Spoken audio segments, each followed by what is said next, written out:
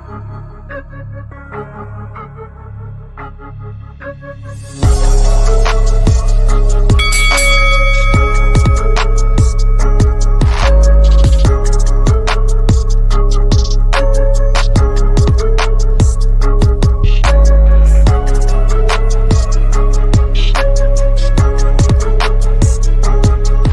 going on? What's going on? It's your boy Ryan Fraser, and I'm back with another one.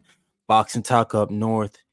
Bro, boxing has been crazy this week. There's been a lot of promotional battles, promotional talk. We saw Brian Norman Jr. or sorry, Senior had to come out and clear up some stuff about Boots fighting Brian Norman Jr.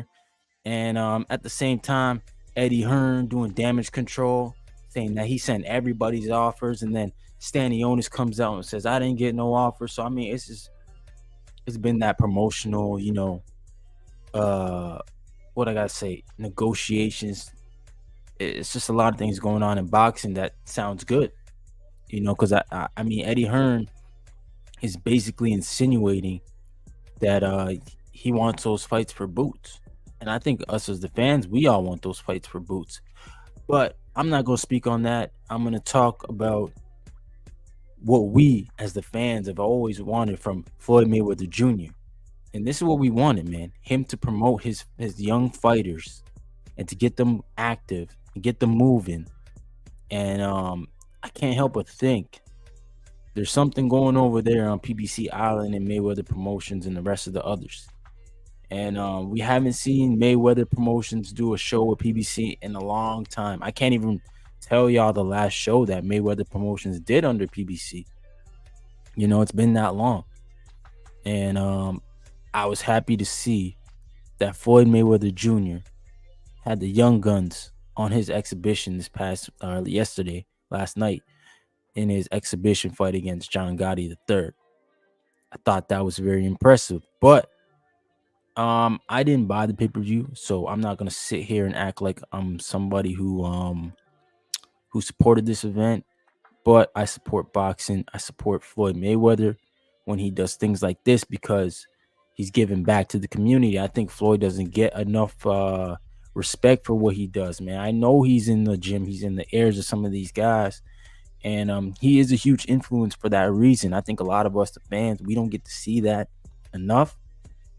But we see the cars, we see the money, we see Floyd Mayweather trolling online about people talking about how his pay-per-view numbers. We see all that. That's pushed to us. But my favorite version of Floyd Mayweather and always be obviously the boxer, the hard worker, the guy who is running from the club at 5 a.m. in the morning to the gym to work out, the guy who works harder than everybody else, the guy who fights the bigger fighters and beats them easily, the guy who picks champions and takes them out. That's the Floyd I like. And then post-era Floyd, post-retirement Floyd, I like the Floyd Mayweather. Honestly, my favorite Floyd Mayweather is Grandpa Floyd. Seeing him and his grandson in the ring and how it brings so much joy to Floyd. Like, man, Floyd looked like the happiest dude in the earth when he's in that ring with his son. And I'm sorry, not his son, his grandson. But that's great for me to see Floyd. He's a human person in that moment. And when he's talking to these young guys, Curmel, Tank Davis, we all watch that.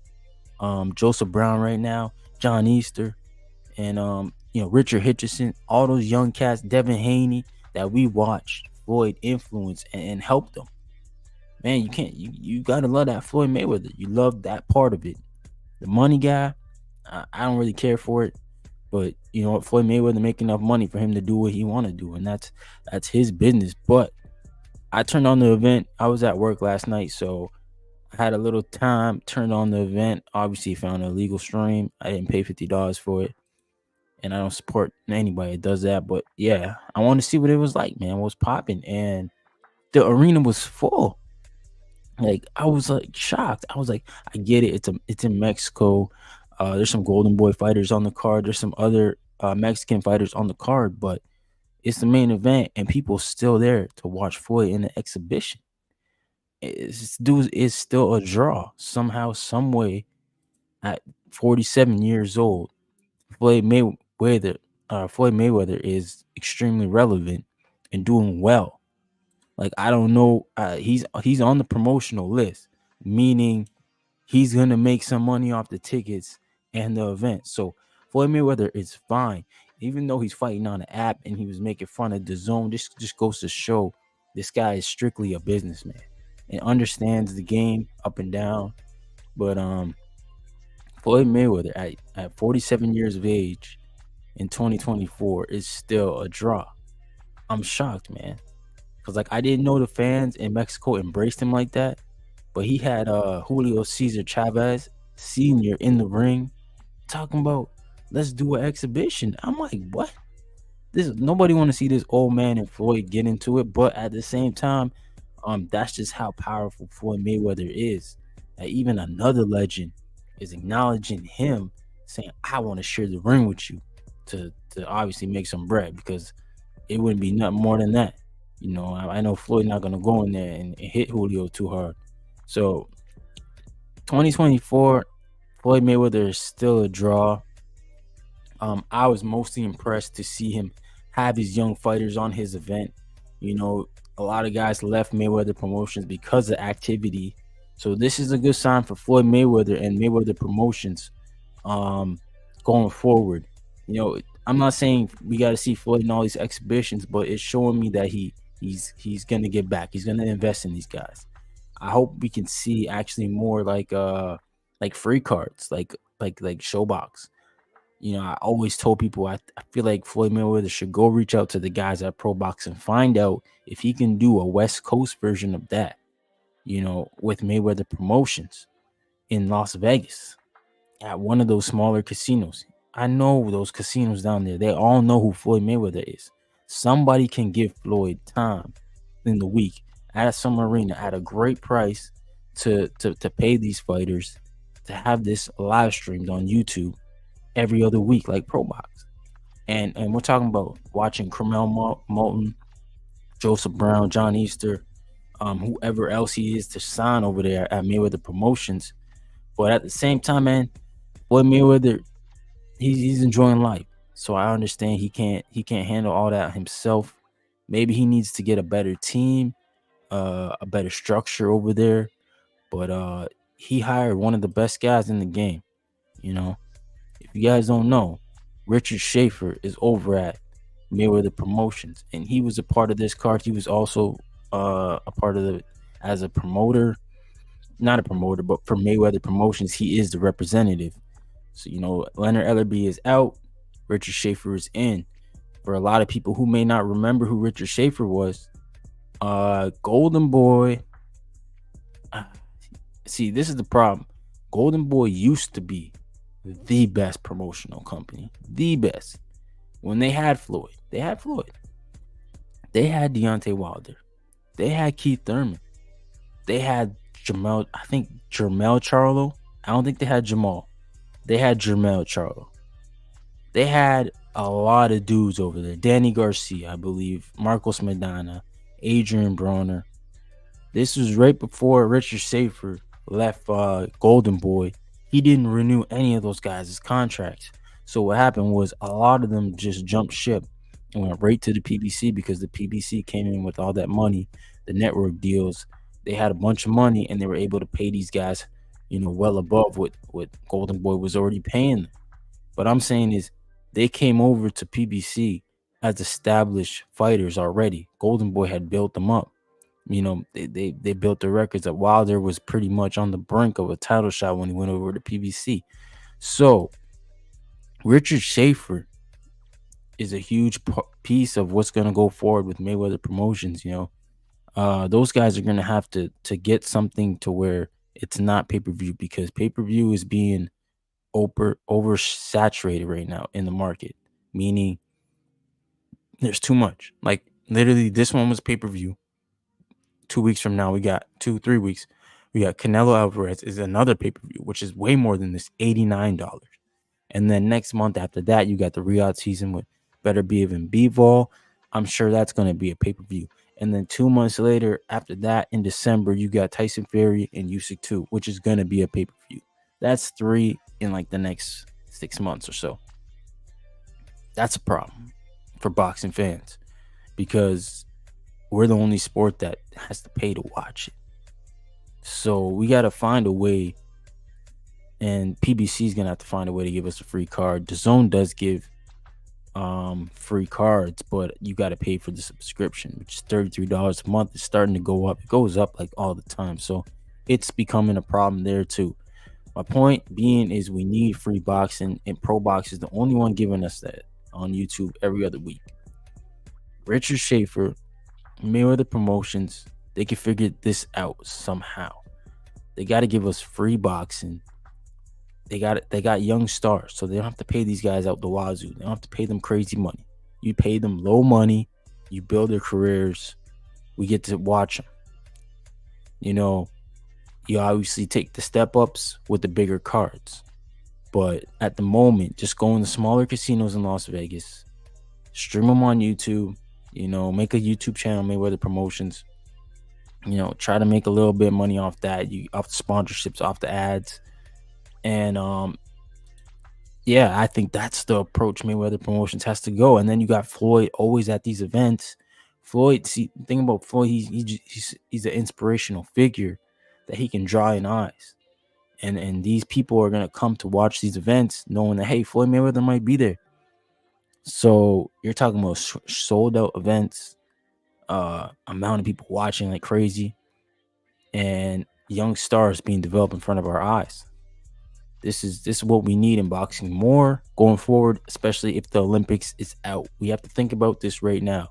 How are you going to brand the next young stars? Because there's going to be no Olympics. There's going to be, that jumping board of being a blue chip prospect is going to be gone. Curmel, Moton, and Joseph Brown are going to be the first ones that we can see do this without the Olympics. And I mean the springboard. That's what I'm talking about, the springboard effect. Like, they're going to be the ones that are going to create a blueprint. Joseph Brown's only 17, man. So this can work in Mayweather's favor of him becoming a trendsetter and basically making a new map for these young stars. And if they see it, they'll go sign. If they see it, they're going to sign. And he will have all the young talent, which will be able to create a factory over at Mayweather Promotions like no other, man. This guy Floyd just understands boxing business on a whole different scale. I haven't watched any of his exhibitions. That was the first one I saw, and I was just shocked that he was in an arena which is probably looked like 15 to 20,000 people, and it looked like it was sold out. Like there wasn't a seat you can get. And in 2024, I don't know how Floyd Mayweather is still doing this, man. This guy is 47 years old. A lot of the guys that are watching boxing now, the younger kids, they never watched Floyd Mayweather. Well, they probably saw the Floyd that was fighting against Conor McGregor, but they didn't see the Floyd Mayweather that was fighting against Oscar De La Hoya. They didn't see the Floyd Mayweather that beat Marquez or Cotto. They probably saw the later guy who beat McGregor, beat Pacquiao, and Andre Berto. But it's just, I'm just saying, like, he's that inspirational, and he still got I didn't think he still had this buzz in the game, but he does. So it's asking me questions like, is Floyd Mayweather still the most celebrated fighter in boxing? Because it sure seems like it. Like he can do these exhibitions and make this amount of money, which is just nuts. But there's what I want to get into with Floyd. He had his blue chip prospect, Curmel, Moton. A lot of people see him as the next Tank. He resembles a lot of Tank. And I think the question for him is, should they fast track him or build him slow? Because his previous fight before this, not this previous fight before this, the one before that, it was on the Showtime card. I forget which card it was. It was on a Showtime card. Anyways, it was against another tough opponent. Probably a fight he shouldn't have been in at 3-0. I think the guy was like 9-0. And it went all 6-8 rounds. And it was a tough fight for Curmel. but he handled himself well in that fight. He hurt the guy, and he looked very good in the fight, and it made me think like, okay, he's 3-0. He's beating the guy who's 9-0, who's probably good in the division, probably gonna have a good career in the division. Should they push Curmel fast? So they scaled it back, the competition. They got him fighting guys who in around like 4-1, 6-3. Like opponents he can beat. They're matching him up now, and he's just blowing these guys out the water. Like, it's not like he beat this guy last night in 56 seconds. It wasn't even a fight. So it makes me wonder, like, do they fast track him? Do they put him in the ring with those tough opponents early just to build him up? Like, give him that Lomachenko fast track. Put him in there with guys who are heavy fisted, because Curmel Moton he's basically he's smaller than Tank, but he fights just like Tank Davis. And if he's at that small weight, you're looking around there. Those smaller weights now have dangerous guys in them. They got Junto Nakatani from Japan, who has like one of the best knockouts. You got Bam Bam Rodriguez, who is also young, 24 years old, already knocked off some of the best champions down there at that division. And then you got the guy who everybody's considering an all-time great, little guy, Inoue, the Dragon, the Monster. Yo, Curmel Moton could chase some of those guys down. It's just a matter of, hey, when are we gonna do it? When is Floyd gonna pull the trigger? But at the same time, it's a business, right? You got to build Curmel's name up, and I can't get mad at Mayweather because he's one of the guys that know how to do it, man. He got Rolly Romero a belt, and then he built Tank up to be boxing's best superstar right now. So I can't question the way this guy's moving, but at the same time, I'm like, man, Curmel Moton is so good. He might be too good right now for the competition that they're giving him. And if they give him better competition, the expectations just keep rising on him. So it's a tough place, but at the same time, I think they'll figure it out. They've been here before, they've done it. I think we should all just get behind Curmel, support him. It was unfortunate hearing Tank say that he couldn't fight on his event. I don't think it's that serious, man. I don't think it's that deep. But then again, I'm not in the gym with those guys. I'm not in the back room with them. I don't know their past, their situations, and what's going on. But I do understand Curmel Moton is one of the best young talents in boxing. I think he's only 18 years old, or 19 the most, but he is a blue chip prospect. He is the truth. Passes the eye test, and he's going to be one of those kids that we talk about in the near future here. And here's another one, man, for close to home. Joseph Brown, he improved, 3-0, beautiful knockout, uppercut. I'm just happy he got in the ring, man. Joseph Brown, he's a 17-year-old kid from Canada, another blue chip prospect, extremely talented, like 17-year-old, and he's got the goods, man. I'm excited to see what this kid's career looks like. Like I said, he's going to be the first one, from my eyes, to do this without the Olympics. When I say that, I mean he's got a high profile already, so he may not even need the Olympics. But this is the way you may have to do it, the Joseph Brown way. I've watched from afar this kid's career, and he's always been in the gym with top level competition. Meaning, telling me is his networking skills are great. He's in the right gyms, man, at the right time, the right fighters. He trains with Bozianis a lot. You see him sparring with Boots. You see him sparring with Andy Cruz. And then he's in the Mayweather gym. Floyd Mayweather is talking to him. It don't get no higher than that. So for you to be in these circles, you got to be out there. And these people just don't let you in because you're talking to them. You got to be a good performer, meaning you got to be talented. So Joseph Brown is displaying all of these things.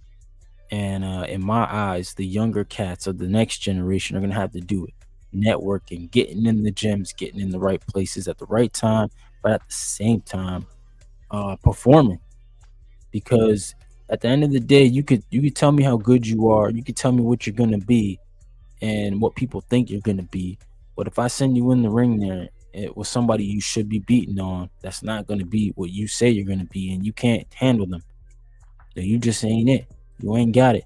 But Joseph Brown, so far he's passed all the tests, man. The eye test, training. Like this kid, he's in the gym, man, with some of the best world champions we have in boxing religiously. And that just shows me work ethic. He dedicates his life to boxing already, and that's another thing. The greats, they live the life. They don't just talk about it. They're actually living it. And I think Joseph Brown is living the life of a boxer already at 17 years old. And it's going to be interesting to see his career unfold. I hope he gets more active. But at the same time, I think what they could do with him is they could send him out to Mexico, send him out to Colombia to build his record. I think he is a guy you can build slow because of his age. But at the same time, by the time he's like 20, 23, he can have like 30 fights and be ready for a world chip. Even before that, even 20 years old, maybe 3 years from now, he can have like 20 fights. And it'll be interesting to see how Joseph Brown turns out, man, because he's a super welterweight now, but I think he'll grow into his body. And I'm looking at the 160 division. It's very shallow. There's a few dudes in there like Carlos Adames, Hamza Shiraz. I think Joseph can get, if he gets to a certain age, he can start knocking on those guys' door. And 68, I don't think Canelo will still be around, but people don't understand Canelo's like 34, so he might be around for the next 6 years. I don't know. Depends on how much he loves boxing. But can you imagine if Joseph Brown could get in a Canelo fight at 68, 75? David Benavidez, David Morrell, will they be there by time? But it's tough to say, man, because it's so far away. But I know one thing's for sure is Joseph Brown's gonna come up, man, and I know he's gonna campaign at welter or super welterweight for as long as he can, and he should, because that's a good division right now. 154 is probably the deepest division in boxing, meaning even mid-tier fights, Joseph Brown can get a good name in there somewhere.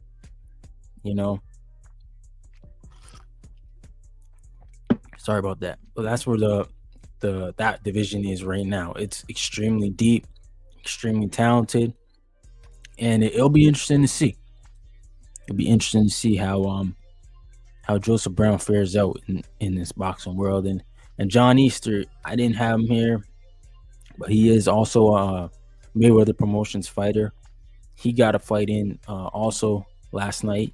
So we had 3 Mayweather Promotion fighters fighting. That's great, man, to see, because a lot of the chatter over there was why guys were leaving was because of activity.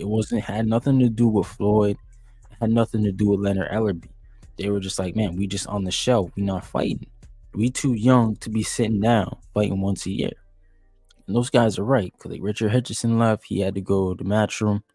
And Richard Hitchison,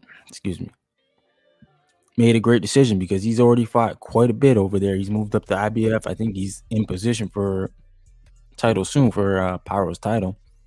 And Jaleel Hackett, we just saw go over there. As soon as he went over there, he got a fight on Boots' undercard. I think he was the co-main event in that event, and he went up against Pete Dobson, who's a great opponent, very durable, and Jaleel Hackett looked great. And that's what we talking about, man. We need more activity for these guys, but at the same time, you got to do what you got to do to get in the ring. All right, I'm gonna take a little shift over to my red and white fellas, my Canadian fellas. I just kind of like fell up on my IG, but Trevor Thompson, he won the title. Chan Thompson, twin brothers. Chan Thompson took a loss, man. Shout out to him. Still gonna come back and be great. And Jay Quan, he won a minor title. So we got some Canadians with some dubs in Argentina for WBA minor titles, but nonetheless, I think they're all Cedric Boswell promoted fighters. And let's just take a look at boxer real quick, because I'm pretty sure these guys have just been fighting on the road, and that ain't easy to do. To take your career on the road like that. So I'll just look at Chan right quick. I'm pretty sure Chan, all his fights been on the road. Yeah, man. He had a couple in Quebec City, like when he first started out. Montreal, 2, 3, 4, 5, 6, 7. Yeah, he's had 8, or not even 7 of his 16 fights in Canada. He hasn't been back home since 2019. So he took his show on the road in 2021, and just he ain't been he just chasing them great. But Chan did lose. And, he got stopped in the ninth round. Sorry, in 10th round of the 10 rounder fight, but against a formidable opponent, a really hard hitting opponent, like 16. Like this dude has a KO ratio of 75, so he's hitting. But I'm not worried about Chan, man. I think he'll be back and he'll be better. He's in a extremely talented division in lightweight, and he's got time, man. He's got time. So I think that they'll do him right. They'll get him back an easy fight to get him back in there, and then get right back to business, man, chasing those belts. And I'm not worried about Chan at all, man. He's a great fighter, great dude. Trains hard.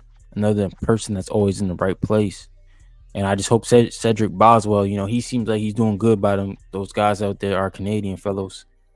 I hope he does good by them and gives them another shot. But shout out to Trevor Thompson, twin brother who won a WBA international title. Um, these guys are doing great, man. Doing great things. Shout out to Trevor. I've never actually watched. Yeah, I have watched Trevor. He fought on Pro Box. Yep, I did see Trevor fight. I'm pretty sure he's in the lightweight division as well. And let's go boxer right here, right quick. Yep, he's in the lightweight division, 12-0, 10 KOs. So he's got that 83% knockout ratio. Yeah, he gets a dub in an 8-rounder. And yeah, man, when you start moving up these rankings, these are the type of fights you need to be winning. You need to take your opponents out, and this is what he's doing. Good job, man. So we'll be watching up here in Canada. Tons. They continue their journey to the top, man. I love it. And then we had Jaquan. Shout out to Jaquan, another fighter. Obviously, I've been lucky enough to see him firsthand because he is from Toronto. Raised up in the Atlas gym, good gym out here in Canada. He's fighting that middleweight. He won a WBA international title, and I actually got to see his fight when I turned on the stream, and he was in there tough, man. Both guys are undefeated. Jaquan is 7-0 now. His opponent is 5-1. But yeah, 2 KOs for his opponent, but like that guy was hitting hard. He was throwing leather, but Jaquan was doing what he needed to do, circling the ring, keeping that jab out there. He made it look very, very easy, man. And that guy was trying to smother him. And that was a small ring too, so he handled himself well. Being on the road, being in a whole nother country, that guy's from there. So everybody in the crowd's rooting for him, and Jaquan handled himself well and got a WBA international title, which I'm sure will move his name up in the middleweight rankings. I'm not sure who has the WBA at middleweight. I think it's Lara. So Lara and Danny Garcia will be fighting for that belt September 14th. But shout out to Jaquan, man. Jaquan. I hope he's doing well, man. It's been a while since we've seen him, but it's a good kid. Obviously, he's taking the right steps in his career, living the life of a boxer. Also, he lives in Georgia now, where he's training.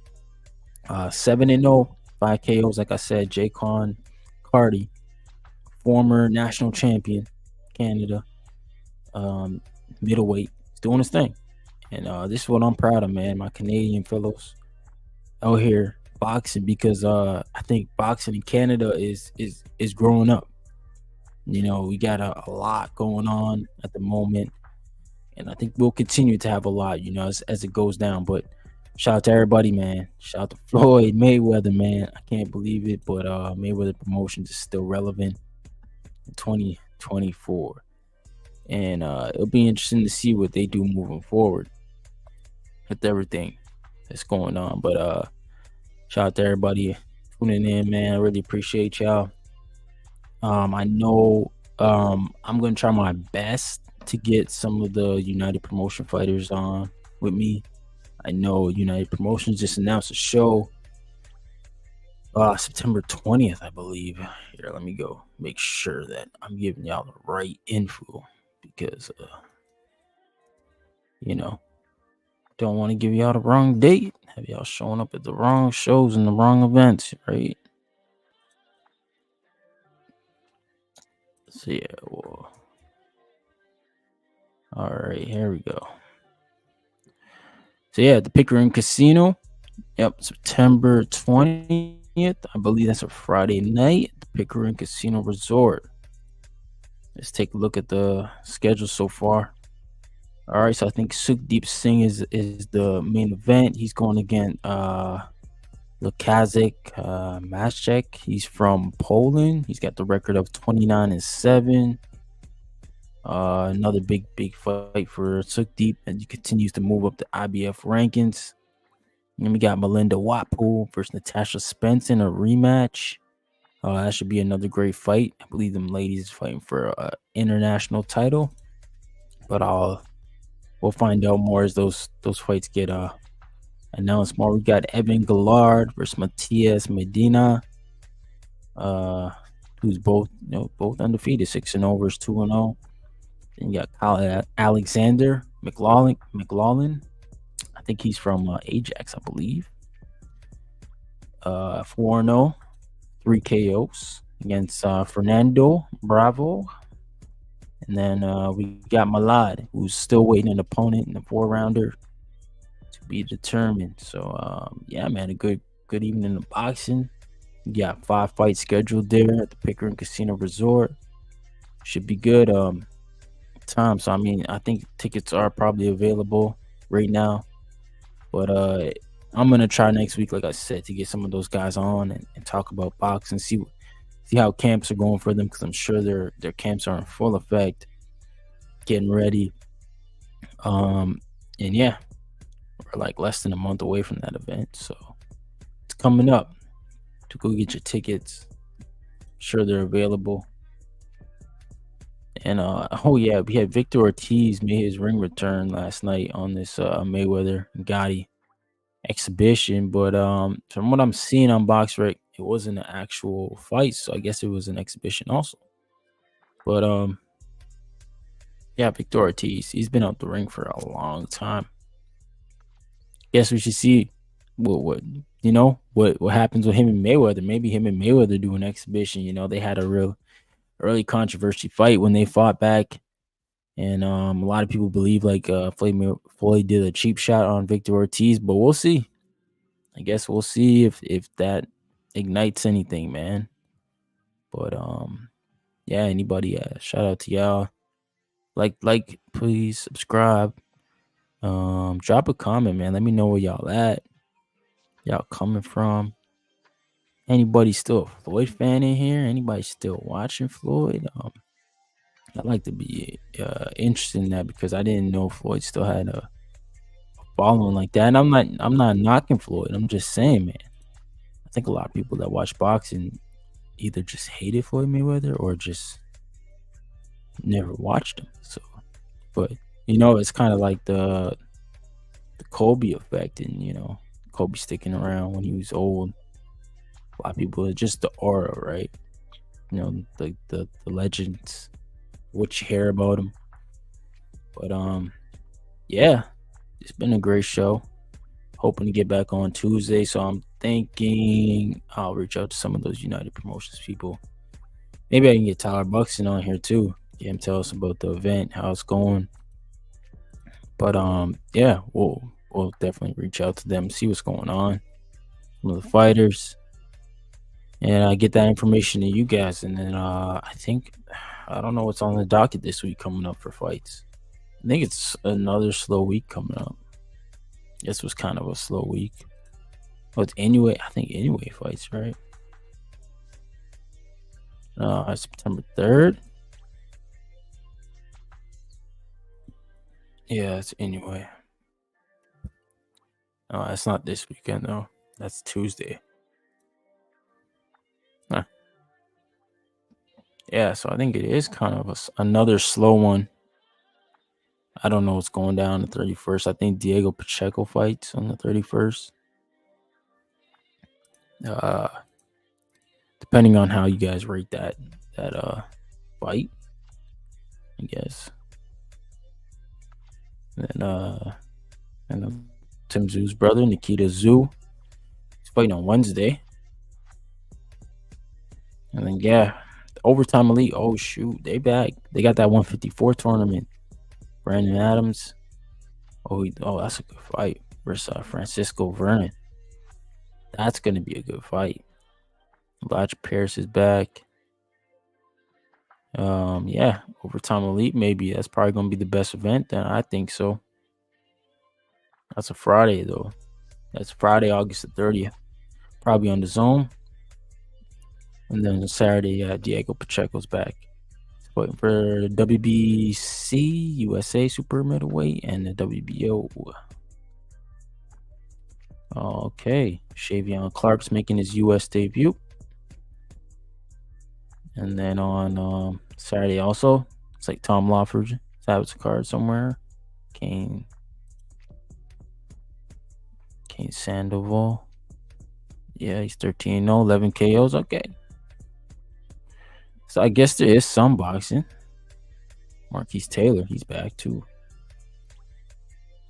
Shout out to him.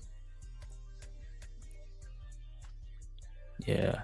So I guess anyway is like the next biggest name we're gonna see, which will be on a Tuesday. Oh, I'm reading from BoxRec. Yeah, I go on BoxRec a lot to check up on the schedule. It'll show you all the fights and where they're when they're coming up. They usually show the opponents too, unless the fight hasn't been approved. But yeah, because I think there's one fight on the United Promotions card that's not they don't have an opponent, so that means the matchmaker's still doing his job. Anyways, fighting on the 3rd. And then September 5th, Eye of the Tiger's back. Yeah, that's what I have to reach out to Curmel, the Eye of the Tiger management team, and talk to them because they're in Billy. They just had an event in Billy that went really well, and they got this card on September 5th. Yeah, it's a Thursday. So I just want to see what the rest of the year looks like for those guys because they've been busy, man. Yeah, there's a lot of boxing here, man. A lot of boxing in the next month. September's a busy month. Obviously, Canelo Alvarez is our big fight. But it'll be interesting to see the rest of these fights and how they pan out, man. But yeah, shout out to Floyd Mayweather again for putting on Mayweather Promotions this past weekend and giving Curmel, Moton, Joseph Brown, John Easter the platform that they need to be successful. And it's just interesting to see that the PBC is not helping Floyd Mayweather out. I think that's interesting to me. I haven't seen Floyd Mayweather Promotions fight card on PBC. I think the last one that I can remember is Badu Jack and Stevenson in Toronto. That's the last one I can remember. I don't know if there's another one. I have to go look on Google or something. But that is the last PBC event that featured Mayweather Promotions that I seen personally. And it's kind of sad because I thought Al Heyman and Floyd were like very tight. And if anybody should be given a free card, I don't mean a free card, but PBC did say they're gonna have some free events. Why not give those to Floyd Mayweather Promotions to do what they got to do on Amazon Prime?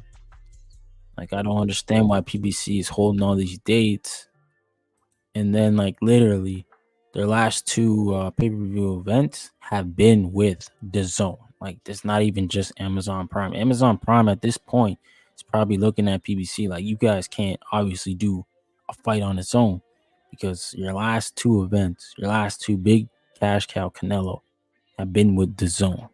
We've had to split the shares with the Zone. But I'm not a network gangbanger like some of these fans. I just like to see the fights, man. I just wish that we would get the fights we want to see, We all want to see David Benavidez and Canelo. We don't want to see Berlanga. But me, I'm rooting for Berlanga because Canelo picked him. I want the cherry to go wrong. That's what I want to happen. I want to see Canelo get get dropped, man. I don't know. That's me personally. I think then Dave Benavidez can you know can talk that ish he want to talk. Canelo gets dropped, but what I will say is if Canelo drops, or sorry, Berlanga drops Canelo, um, Berlanga, he gonna feel like he the man. If he fight David, what it's gonna be, man. He gonna think he the A side. His head's gonna be blown up. Yeah, that's the problem, bro.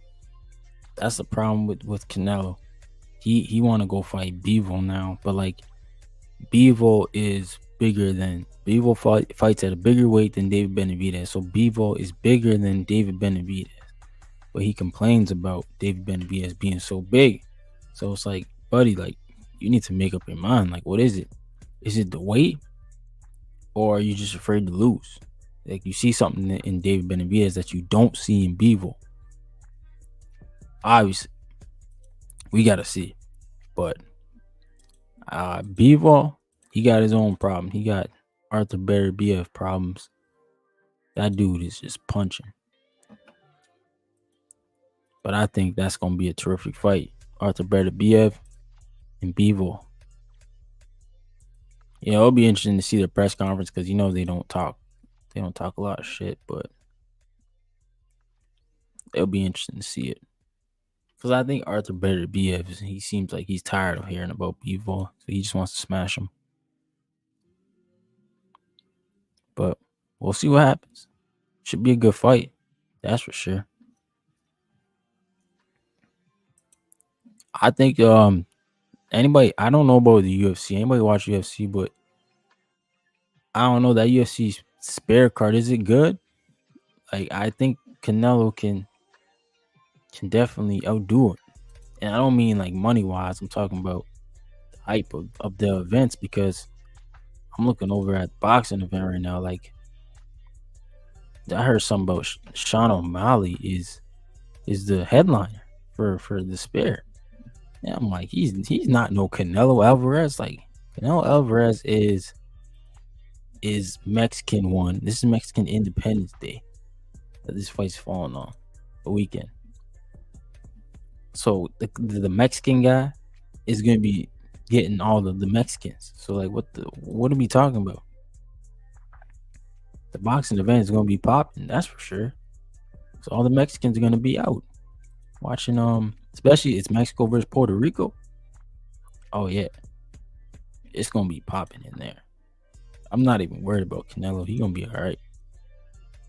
But Berlanga, I hope Berlanga does put him down though. I won't lie to y'all.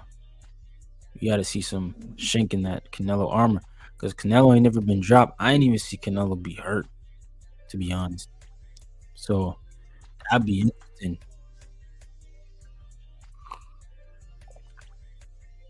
I can't even tell y'all when I seen Canelo on bad legs, and he took shots from Triple G, like real shots.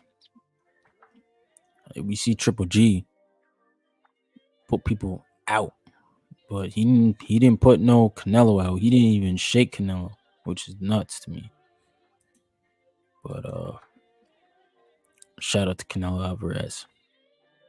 Though I say he wants to get, I want him to get dropped. He is one of my favorite fighters. He is, man. He is like Canelo Alvarez. He's one of my favorite fighters because after he lost to Floyd, he reinvented himself, and he changed the way he fights. He adjusts himself. Same thing after the Bevo. The thing that I noticed about Canelo now that I was like, oh man, he's different, is he's not sitting down in the corners between rounds. Meaning his endurance, which is what I thought was his weakest point, his endurance is up there now, and it makes sense because he trains in Big Bear Lake, where it's all altitude. So I mean, Canelo Alvarez he's definitely, he's not appreciated, man. He's like the LeBron, right? He's not appreciated. The dude's longevity is crazy. He's been a pro since he's been 15, and he's done everything in boxing. First super welterweight to ever undispute the division. You know, he's beaten a lot of great guys. Faced against Lara, beat American. Again, I know he brought him up. There's still names. Beat Shane Mosley. Canelo Alvarez has done his job, man.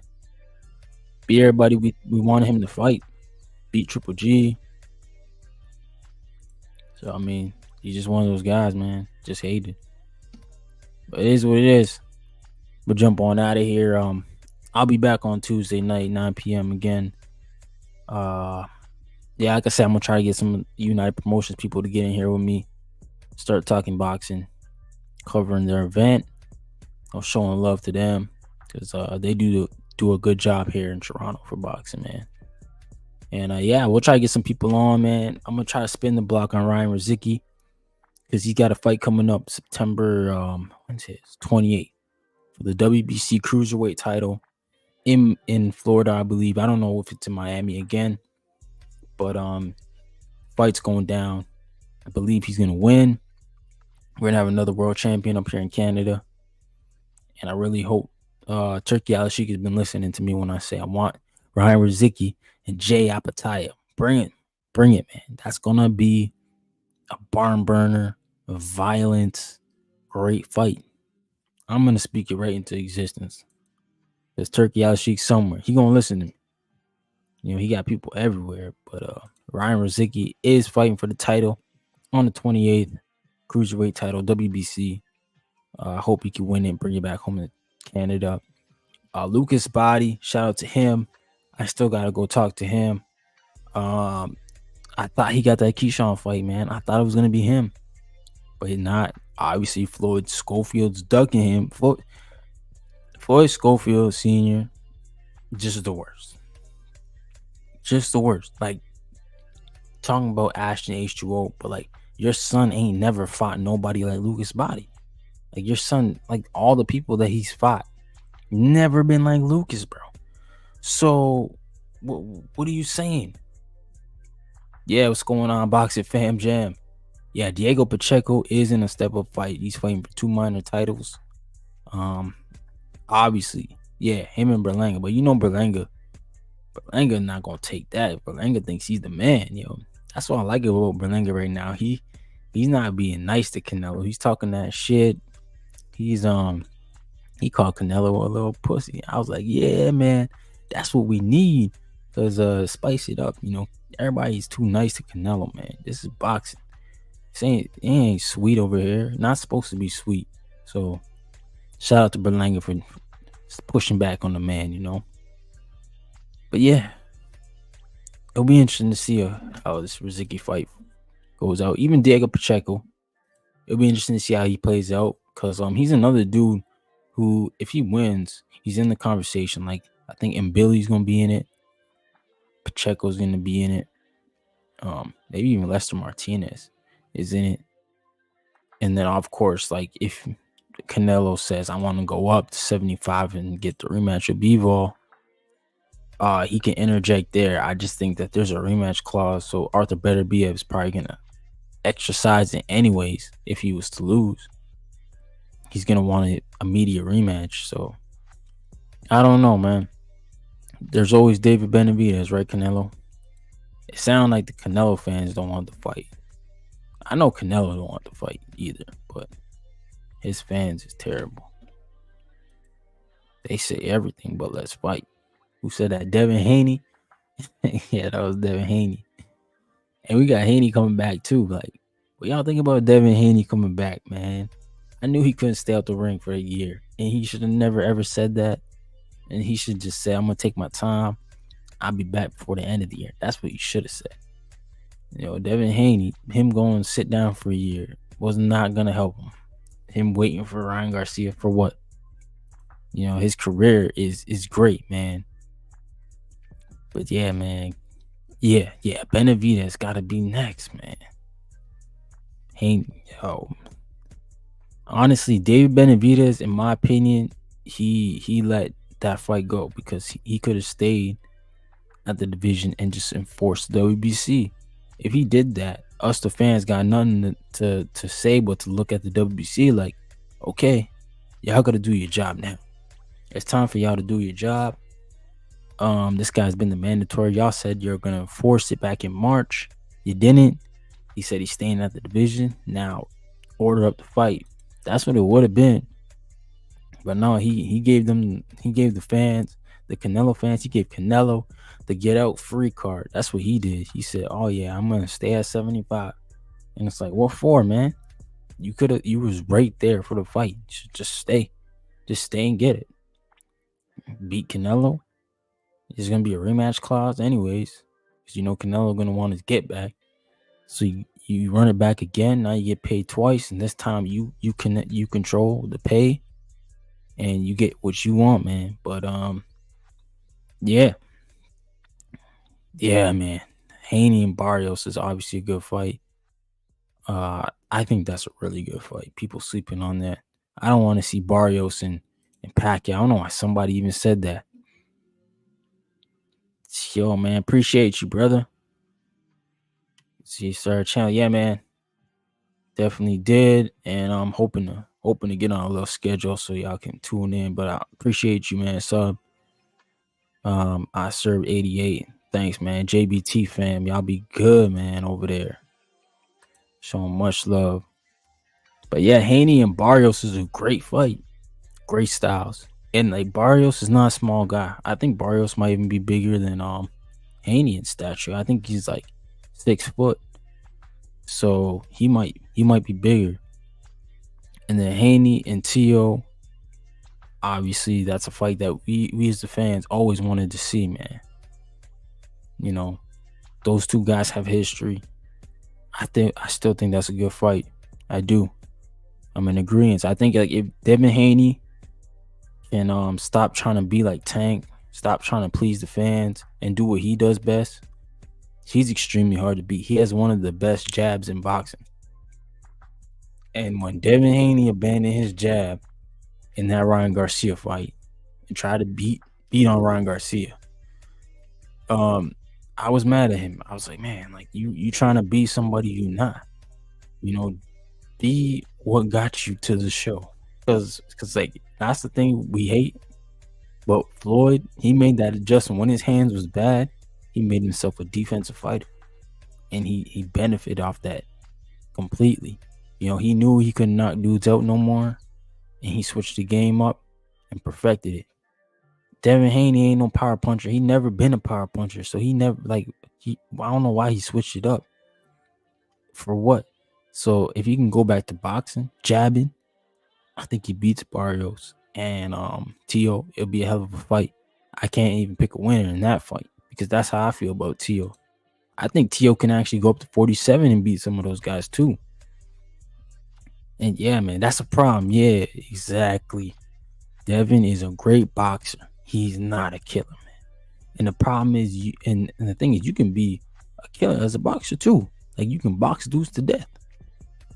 Sometimes getting beat up for 12 is worse than just getting stopped. At least you get stopped, it's over. You have to sit down. They trying to game plan, and you come out round after round and get beat up. Man, that takes a toll on some fighter. So yeah, man, I agree. Like Devin Haney's a great boxer. He don't need to knock dudes out. I don't even know why he thought he needed to do that. Yo, shout out to Ian Green, bro. Man. Yo, I think he's in the middleweight division, bro. I'm watching you, man. I'm hoping you can get up there and get a title shot, bro. I just saw you moving up the ranks. Shout out to you in your last fight, bro. I was watching. Don King got you right now. You doing good, bro. You good. You straight. You watching Ian Green, man. Doing this thing. But yeah, man. Devin Haney's back. Yo. You think Bill and Floyd can just put their differences aside and help each other? What if Haney can go over there on a Mayweather card, Mayweather Promotions, and do a little bit of business, and that can be a little Another episode for us, the fans, to see those guys, because like we watched Devin Haney's career from those sparring videos in the Floyd gym, and that's where a lot of us know him from. And I always felt like Devin Haney and Floyd, they intelligent boxers. So why can't we see Floyd in Devin's corner? Like, yo, that would piss Tank off, man. That Tank would be so mad if he saw Floyd in Devin's corner giving him instructions. But yeah, that ship has sailed for me on the Devin and Tank fight. I think Devin's grown too big. He's too big for Tank now. He'd have to lose a lot of weight for that fight. But us, the fans, we gotta love it though, man. Because Devin Haney give us some good fights. That's for sure. So I mean, that's why I'm happy he's back. Because you're right, he'll go up to 47. He will fight Barrios, and that's another good fight. But we'll see what's going on with that, man. We'll see what's going on. Make sure y'all smash that like button. Appreciate y'all tuning in with me. It was a decent weekend. I mean, I chilled pretty much. I didn't watch that Mayweather John Gotti card. It was more like a family weekend. Had a family reunion with my wife's side of the family today, so that was nice. But you know what it is, man? We got like that Brian Norman Jr. and Boots. We all think wins that fight, man, because like Brian Norman Sr., he wasn't holding back. He was spilling some of the tea. He was saying that, Norman Jr. be hurting these dudes in sparring for real. And I get it. Everybody gonna say that. Shout out to you, cuz. What's going on? Appreciate you. And yeah, man. We'll have to see. For sure. We'll have to see what goes on with Brian Norman Jr. because I'm excited for him. He ain't even got a date yet. So like they could be waiting on that Boots counter offer. They could be like, yo, Eddie, we sent the counter offer. You need to let us know if you can take it or not, because we don't have a date. They had, apparently Tio was on the table and Tio didn't like the date, so he backed off it. So they don't got the Tio fight. Why not make that unification? I mean, if you want them to go to Philly, Eddie, come on, man. You gotta compensate the dudes for going in your hometown with a belt. You got it, man. So you gotta pay him a little bit more. I don't know how much they asked for. They can't be asking for nothing ridiculous, but the way Senior made it seem like they didn't ask for anything that was out they didn't ask for nothing that they didn't think they deserved. And that's okay. I'm all in agreement with that. If you're gonna go to somebody else's backyard, the promoter gotta compensate you a little bit more. Especially if you got a belt, you a champ. Brian Norman Jr. is a champ. You got elevated. Boots is the full champ. This is the full unification belt. No interms. It's a huge moment for both guys. It's a big fight for the division. Why not make it? Get it done. You brought Boots over here. He's already got like 30 fights. This is like, you know what I'm saying? What we need to wait for? Why do we need to fight a Karen? It's a unification belt. The sanctioning bodies will understand. They're not gonna strip you for a unification belt. You fight Norman now. If you beat him, you go defend your IBF mandatory, because the IBF will strip you. They're showing everybody that they don't play that game. They're gonna strip you if you don't fight the champion or the mandatory. And then go fight Barrios or Stanionis, because they're gonna be busy too. They're probably gonna get fights lined up here soon. So I don't get why we can't have Brian Norman Jr. now. And Brian Norman Jr. is so young. I'm not saying he loses to Boots. I'm saying if he took a loss now, he's fine. He can make back up because he's young. He can build back up and get right back in the picture. I do think Brian Norman Jr. is a dog, man. The dude is not saying he's scared of anybody. He's saying, yeah, man, I'm here for all the smoke.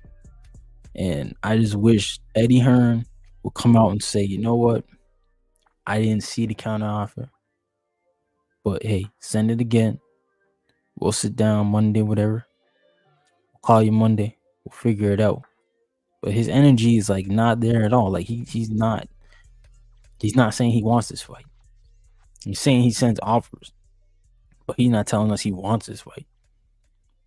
Like, no, that's not it, Eddie Hearn. If you wanted the fight and you sent the offer, then you gotta at least look at the counter offer, see what the other guys want back. And then if it's ridiculous, then you could say, yeah, they priced themselves out, or this is not the right time. But for you to just say I never got the offer, and Adrian Clark got called here, and he got clear that they did send back an offer. Adrian Clark is a real stand-up dude, man. He got a lot of big fights done for people, and he's part of the reason why that Crawford and Spence fight was done. Dude is really him. So come on, man. Like we know what we see BS, right? We call BS. So Eddie Hearn just need to just set the record straight. You need to go talk to Senior or Adrian Clark or whoever Brian Norman Jr.'s manager team is, and see what they want. Because it sounds like they're fine with everything else going to Philadelphia. Probably good with the stipulations put there. And I'm sure it's not stipulations, but like the ring, side of the ring and the colors and who's coming out first. I'm sure they're fine with all of that. Boots coming out last. But it just sounds like it's just the money's not right. And that's okay. Because Brian Norman Jr. wants to be treated like a champ. I'm in agreement with him. You should be treated like a champ at this point if you have a belt. You're bringing something to the table. It's not like you're bringing nothing.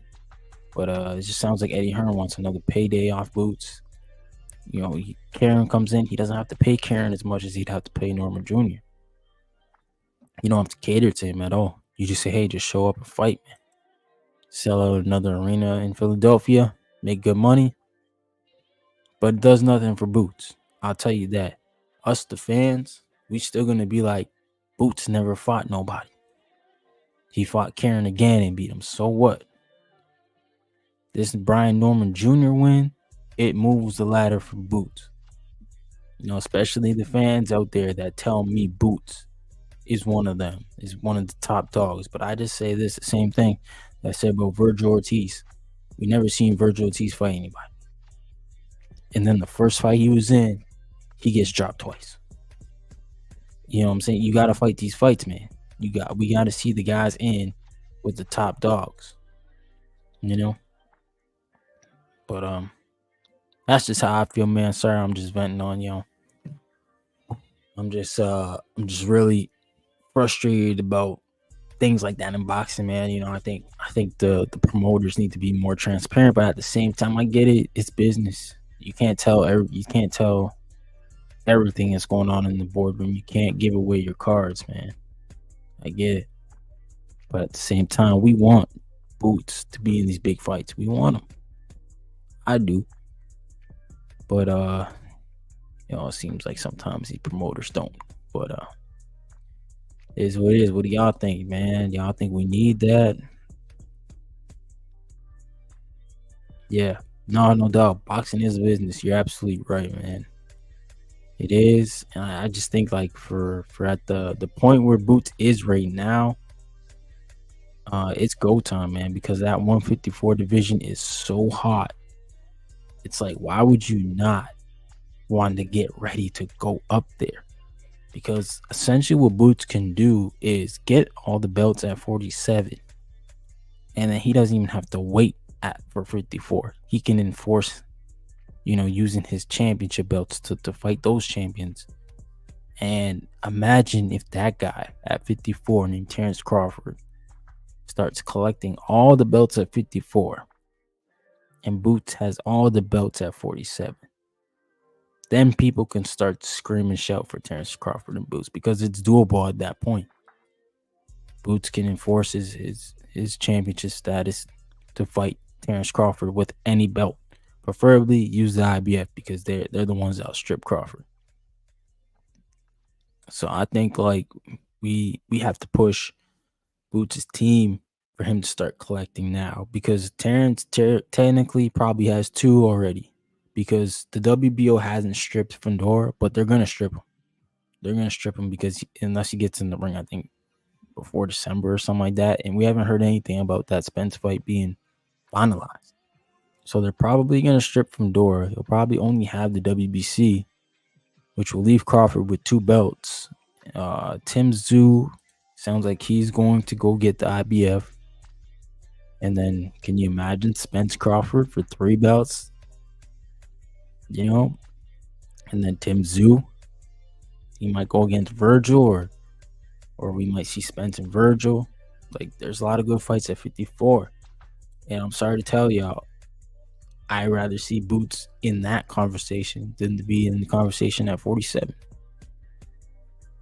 I'd rather see Boots and Virgil Ortiz. I'd rather see Boots and Tim Tszyu. I'd rather see Boots and Terrence Crawford, Boots and Spence, Boots and Fedor. Like, those are the fights that are going to make Boots. If he can beat and slay those guys, then I'm convinced he's him, because that division is full of sharks, man. Even in the lower part of that division, we're talking about Xander Zayas. Yeah. They're not even looking at him like a threat right now because of where he's at in his career. They're looking at him like he's a young pup. Like, he gotta still come up. You got the Cuban guy Jonas Tellis. He's in that division too. Man, 54 is loaded, and I don't understand. Like, I get it. Boziana says he's got a plan for Boots, and they're doing their plan. But I would actually love to see Boots Ennis at 154. He's so talented, and he's a big 47. So I think he'd fill out fine. He looks taller than Crawford, so he probably fills out fine at 54. But don't sleep on Madrimov, because I think Madrimov beats a lot of those guys too. I will say that Madrimov surprised me. Baby Triple G surprised me. And I think he beats a lot of those names at 54. And Curmel Charlo's coming back. Curmel Charlo will be back at 54. He's coming back right at the right time to collect some checks. And when he comes back, you can get Curmel Charlo, Virgil Ortiz, Curmel Charlo, Sebastian Fedor, Curmel Charlo, Errol Spence, Curmel Charlo, Terrence Crawford, Curmel Charlo, Boots, if he moves up in time. Bro, the 54 division is just loaded. And I just don't understand why Boots and them don't want any smoke with it right now. Because when Boots got up to the top of 47, it's like all those 47 pounders were moving up to 54. Like, they were all leaving. And by the time he gets to 54 again, at this rate, it'll be the same thing. Like, all those 54 pounders will be moving up to 60. Like Tim Tszyu and all these other guys will be moving up to 60. Fedor. And Keith Thurman, what if he comes back at 54? What if he says, I want you, Spence? Spence is at 54. What if Keith says, I want to come back at 54? Bro, the division just gets that much more interesting with Keith Thurman in there. Because I'm pretty sure he was going to fight Tim Tszyu at 54. It wasn't going to be no 47 fight. So, Keith Thurman at 54. He's another player in the game. I don't know. I just been beating that drum. 154 is probably the best division in boxing. But I love it, man. Shout out to everybody, though, man. I'm going to get on out of here. 10 o'clock, 10:10. A big day tomorrow for my kids. They got to go visit their school. But, yeah, man. Appreciate everybody. Appreciate my wife. She actually, she heard my mic problems, and she solved it. She went out and bought me a new mic. Get you somebody who supports you, man. It's big, man.